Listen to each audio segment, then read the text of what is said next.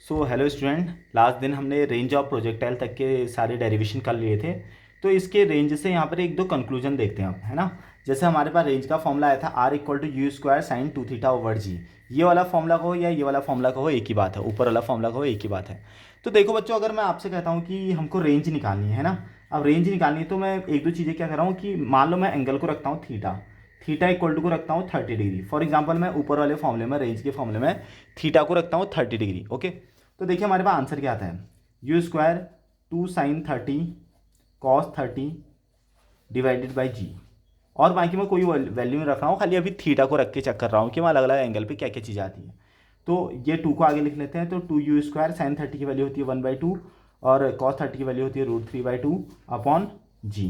तो कितना आंसर आ गया, टू से एक टू कट गया, हमारे पास आ गया यू स्क्वायर और यहाँ बचा √3 और ये टू को जी के साथ लिख देते हैं, यहाँ पर ये 2g आ गया है ना, ये जी है। तो हमारे पास आंसर क्या है, देखो R equal to u square √3/2g। मान लो यू कुछ अभी दिया होता है या नहीं दिया होता है वो अलग चीज़ है, खाली मैं अभी यहाँ पर आपको बता रहा हूँ कि 30 डिग्री रखने पर मेरे पास आंसर क्या आ रहा है। इसको अच्छे से देखिए, यू स्क्वायर √3/2g। तो जैसे कि हमने देखा यहाँ पर हमारे पास रेंज आई है यू स्क्वायर √3/2g। कब, जब मैंने ऊपर वाला ये रेंज का फॉर्मूला यूज़ किया, ये वाला एक ही बात है, रेंज इस वाले को यूज़ करो या नीचे वाले को रेंज को यूज़ करो। तो ऊपर वाले को यूज़ करेंगे तो हम साइन की वैल्यू और कॉस की वैल्यू मैं आराम से रख पा रहा हूँ। तो आप देखिए ज़रा सा, फिर देखिए मैं क्या कर रहा हूँ, इस बार मैं थीटा को ले रहा हूँ 60 डिग्री, थीटा को ले रहा हूँ मैं 60 डिग्री। तो हमारे पास कितनी रेंज आती है ज़रा देखिए, हमारे पास रेंज आई u square two sine theta यानी कि two sine 60 degree cos 60 degree divided by g. तो देखिए कितना आ गया, यू स्क्वायर, टू को आगे लिख लेता हूँ, इंटू साइन 60 की वैल्यू होती है √3/2 और कॉस 60 की वैल्यू होती है 1/2 divided by g. Again two से टू कैंसिल आउट, हमारे पास आंसर आया यू स्क्वायर √3/2g। देखिए रेंज कितना आया, यू स्क्वायर √3/2g। देखिए हमारे पास दोनों केसेस में रेंज बराबर आ रहा है, दोनों केस में हमारे पास रेंज बराबर आ रहा है। क्या क्या समझ में आ रहा है इससे, जरा देखिए क्या समझ में आ रहा, मतलब समझ देखिए, मतलब हमारे पास रेंज बराबर आ रही कब, जैसे एग्जांपल के लिए मैंने एक प्रोजेक्टाइल यहाँ पर 60 डिग्री के एंगल पे ऐसा करके प्रोजेक्ट किया और यहाँ पर ये प्रोजेक्टाइल इतनी दूरी पर, इतना रेंज बनाया उसने, इतनी दूर गया। और वहीं पर मैंने 30 डिग्री में एक प्रोजेक्ट किया और वो हमारे पास वो वाली चीज़ भी यहीं पर ही जाएगी, यानी कि ये 30 डिग्री वाला हमारे 60 डिग्री बराबर के डिस्टेंस पे जाएगा। शायद आप लोगों को समझ में आ रहा होगा मैं क्या कहना चाह रहा हूँ, मतलब कि तो मैक्सिमम कब जाता है, मैक्सिमम कब जाता है, जब मैं बॉल को यहाँ से थ्रो करूँगा 45 डिग्री के एंगल पर। तो 45 डिग्री वाली बॉल सबसे ज़्यादा दूर जाती है। अगर मैं 45 में जितना ऐड करूँगा ना ऊपर को, जैसे एग्जांपल के लिए 45 में हमारे पास मैक्सिमम डिस्टेंस पे जाएगा, कैसे अभी हम उसको डेरिवेशन से कर लेंगे ऊपर को। अब मैं 45 में अगर कुछ जोड़ा हूँ, मान लो मैंने 15 जोड़ा है ना, तो हम पहुँचे 60 पे, तो 60 पे वो बॉल यहाँ पर जा रही, तो वैसे ही 45 में से 15 कम कर दो तो कितना है हमारे पास, 45 पे 15 कम करूँगा तो ये आ जाएगा हमारे पास 30। यानी कि जितनी दूर 60 वाले से जा रहा है उतना ही दूर 30 वाले से भी जा रहा। अगर मान लो 45 में मैं ऐड करता हूँ 20 डिग्री तो ये आ गया हमारे पास 65 है ना। तो अब 45 से मैं 20 माइनस करूंगा तो मेरे पास आ गया ये 25, यानी कि जितनी डिस्टेंस पे 65 डिग्री वाला जाएगा उतनी डिस्टेंस पे 25 डिग्री वाला जाएगा। मतलब क्या समझ में आ रहा है आप लोगों को कि 45 डिग्री के एंगल बनाने पे हमारी जो चीज़ जाती है, ऑब्जेक्ट जाता है, वो सबसे ज़्यादा दूर जाता है। फिर 45 से जितना कम करूंगा या 45 से जितना इंक्रीज करूंगा, हमारी जो ऑब्जेक्ट है, हमारा जो ऑब्जेक्ट है वो बराबर डिस्टेंस पे जाएगा। मान लेते हैं मैंने 45 में 30 ऐड कर लिया, मान लो मैंने 45 पे कितना ऐड किया 30, तो 30 यानी कि 75 डिग्री। मैंने कहा कि 75 डिग्री पे ये ऑब्जेक्ट ऐसे करके जा रहा है यहाँ पर। तो अब बताओ ये मैं कितना एंगल करूँ कि ये सेम सेम जगह पर जाए, तो मैं 45 में से 30 माइनस कर लूँगा तो ये आ जाएगा 15 डिग्री, यानी कि 15 डिग्री वाला और 75 डिग्री वाला सेम पॉइंट पे आएंगे। 15 डिग्री वाला और 75 डिग्री वाला सेम पॉइंट पे आएंगे, यानी कि देखिए ये वाला यहाँ पर पहुँच रहा और वैसे ही 15 वाला यहाँ पर पहुँच रहा है, ये दोनों सेम पे आएंगे।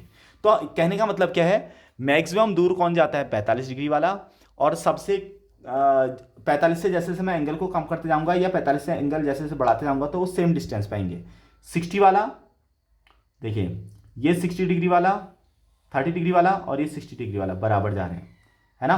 45 वाला सबसे दूर जा रहा है। तो शायद आप लोगों को ये डेरिवेशन के कंक्लूजन से समझ में आ रहा होगा कैसे मैंने जब एक बार एंगल को 30 रखा तो हमारे पास आंसर आया यू स्क्वायर √3/2g, यानी कि रेंज इतनी आई, और 60 रखा तो तब भी मेरे पास आंसर सेम आ रहा है ना। लेकिन 45 डिग्री पे मेरे पास आंसर डिफरेंट आएगा, क्योंकि 45 डिग्री पे सबसे ज़्यादा दूर जाती है कोई भी चीज़। कुल मिला के मैं क्या कहना चाह रहा हूँ, 45 डिग्री पे सबसे ज़्यादा दूर जाता है, फिर 45 से मैं जितना कम करूँगा और 45 में मैं जितना ऐड करूँगा वो बराबर डिस्टेंस पे जाएंगे। शायद आप लोगों को पूरी की पूरी बात समझ में आ चुकी होगी। सो स्टूडेंट, अब प्रोजेक्टाइल मोशन के कुछ न्यूमेरिकल्स देखते हैं, क्योंकि जब तक हम न्यूमेरिकल नहीं करेंगे तो हम उस प्रोजेक्टाइल मोशन का real interpretation, real value, real application समझ नहीं पाएंगे कि वो नेचर में कैसे वर्क करता है। तो देखिए उसके लिए क्वेश्चन लेके आए हैं। A shell is fired at an angle of 30 degree to the horizontal with a velocity of 196 metre per second. Find the total time of the flight, horizontal range and maximum height attained. यानी कि तीन की तीन चीज़ें इस बार इसने पूछ दी है। वो क्या करा, हमने एक शेल को जो है फायर किया, यानी कि एक शेल को हमने फेंका। शेल मतलब कुल मिला के एक ये मान लो तुम्हारे पास जैसे कोई वो होता ना, कोई तोप और गोले जैसे कोई चीज़ होती है, तो एक गोला फेंका तुमने, है ना। शेल जनरली होता है हॉलोस्फेयर। शेल जनरली हमारा हॉलोस्फेयर को कहा जाता है।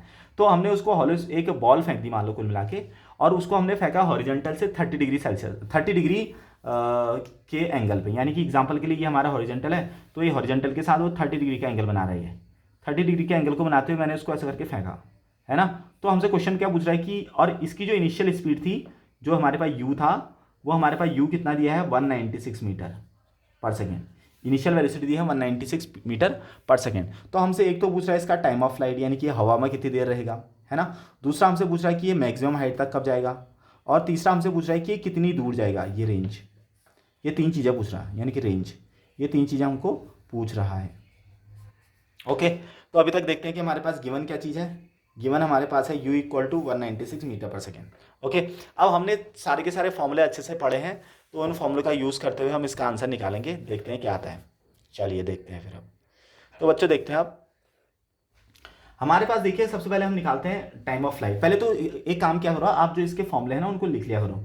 तो टाइम ऑफ फ्लाइट का फॉर्मूला होता है 2u साइन थीटा ओवर जी। ओके, और हाइट का फॉर्मूला होता है हमारे, या रेंज का फॉर्मूला हमारे पास होता है u square sine 2 theta over g, जो हमने थोड़ी देर पहले पढ़ा भी था। और हाइट का हमारे पास होता है, मैक्सिमम हाइट का you square sine square theta over 2g, है ना। ये हमारे पास तीन फॉर्मूले हैं। इन तीन फॉर्मूले का यूज़ करते हुए हम आंसर निकालेंगे। देखिए फिर अब टाइम ऑफ फ्लाइट में हमारे पास देखते हैं, टाइम ऑफ फ्लाइट में कैसे निकलेगा टाइम ऑफ फ्लाइट। फॉर्मूला है 2u साइन थीटा ओवर जी। तो देखिए पहले क्या सारी चीज़ें हमको पता है, वो देखते हैं। 2, तो 2 की वैल्यू 2 ही हुई। u यानी कि इनिशियल वेलोसिटी हमारे पास दी है 196, ओके, इनटू, और एंगल क्या हमको एंगल दिया हुआ है, बिल्कुल दिया हॉरिजॉन्टल के साथ 30 डिग्री का एंगल, डिवाइडेड बाय जी को तुम 9.8 रख लेते हैं, है ना। वैसे भी क्वेश्चन में कहा है कि 9.8 रखना है जी को। तो अब देखिए यहाँ पर सॉल्व करते हैं इसको। 2 इंटू 196 इंटू साइन 30 की वैल्यू होती है 1/2 डिवाइडेड बाई 9.8। तो 2 से 2 को डिवाइड कर दिया हमने, 98 2 सा 196 होता है ना, लेकिन पॉइंट का डिफरेंस है। तो अगर मैं इसको इससे डिवाइड करूँ तो ये आपका कट जाएगा यहाँ पर 20 टाइम्स, है ना। तो 20 सेकेंड हमारे पास आंसर आ गया। या फिर अगर आपको ऐसा नहीं आ रहा तो इसके पॉइंट को पीछे कर लीजिए, ये नीचे आ गया 98 और ऊपर एक जीरो बढ़ा दीजिए, तब ये बिल्कुल एग्जैक्टली 20 टाइम्स आपका कट जाएगा। तो कुल मिला के टाइम ऑफ फ्लाइट आपका कितना आ चुका है, 20 सेकेंड। ओके, नाउ अब देखते हैं यहाँ पर रेंज। ओके, तो रेंज हमारे पास कितना आएगी, देखो रेंज हमारे पास है u square sine 2 theta over g, ये हमारे पास फॉर्मूला होता है। देखिए फिर से हमारे पास सारी की सारी चीज़ गिवन है, यू गिवन है, थीटा गिवन है, जी गिवन है। तो यू की वैल्यू हमारे पास है 196 इंटू साइन 2 थीटा यानी कि साइन थीटा हमारे पास 30 यानी कि 2 इंटू 30, 60 पूछा कुल मिला के, divided by 9.8। Again 196 into sine 30 की साइन 60 हो गया है, साइन 60 की वैल्यू होती है √3/2 डिवाइडेड बाय 9.8। तो उसके बाद देखिए 9.8 से ये घट जाएगा 20 टाइम्स, है ना। तो 20 √3/2। तो अब देखिए 2 से हम 20 को काट देंगे 10 टाइम्स, तो आंसर आपका आ जाएगा 10√3। ओके, 10√3 आ जाएगा हमारे पास यहाँ पर रेंज। शायद आप लोग को एक मिस्टेक मैंने यहाँ पर कर दी है। ये यू स्क्वायर यानी कि 196 का स्क्वायर है, 196, ये हमको दोबारा करना पड़ेगा। देखिए हमारे पास 196 का स्क्वायर है, तो 196 का स्क्वायर होता है आपका 196। एक काम करते हैं, देखो 196 का स्क्वायर है ना।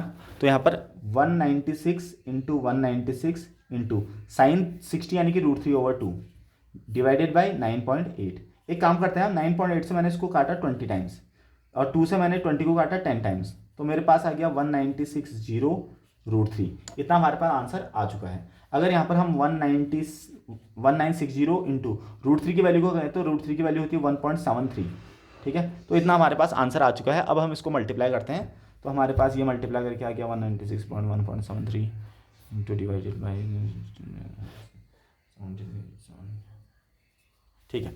तो ये बच्चों हमारे पास आ गया यहाँ पर 3394.7 मीटर, ये हमारे पास आंसर आ चुका है इसको मल्टीप्लाई करने के बाद। यानी कि हमने अभी तक क्या क्या निकाल दिया है, टाइम ऑफ फ्लाइट निकाल दिया है, रेंज हमने निकाल दिया है। आप लोग इसको एक बार अच्छे से कर लीजिएगा, थोड़ा काटा पीटी जरूर हो चुकी है। अब देखते हैं बच्चों हम हाइट का फॉर्मूला, ठीक है, यानी कि हाइट कितनी आती है, मैक्सिमम हाइट कितनी आती है। तो देखिए बच्चों हमारे पास हाइट कितनी होगी, हाइट का हमारे पास फॉर्मूला होता है h इक्वल टू, अभी जो पीछे लिखा था, h इक्वल टू हमारे पास होता है u² sin² theta upon 2g, ये हमारे पास हाइट का फॉर्मूला है। तो अगेन देखिए सारी की सारी चीज़ें सेम है, h इक्वल टू u हमारे पास है 196, यानी कि 196 into 196 into sine theta, sin² theta मतलब कि साइन थीटा का होल स्क्वायर। तो साइन थीटा की वैल्यू है हमारे पास, चलो इसको रख लेते हैं, साइन 30 डिग्री का होल स्क्वायर मान लेते हैं, डिवाइडेड बाई 2 इंटू 9 की वैल्यू, जी की वैल्यू हो जाएगी 9.8। तो देखिए अगेन 2 से अगर मैं इसको काटूँ तो ये आ गया 98 टाइम्स, है ना। 98 को 9.8 से अगर मैं डिवाइड करूँगा तो ये कट जाएगा 10 टाइम्स, यानी कि 196 और जीरो यहाँ पर लगा दिया हमने, इंटू साइन 30 की वैल्यू होती है 1/2, यानी कि 1/2 अपॉन 1/2 यानी कि 1/4। अब इसको अगर हम डिवाइड करेंगे तो हमारे पास आंसर आ जाएगा, देख लेते हैं 490 है ना। तो 490 मीटर हमारे पास ये क्या आ जाएगा इसका मैक्सिमम हाइट।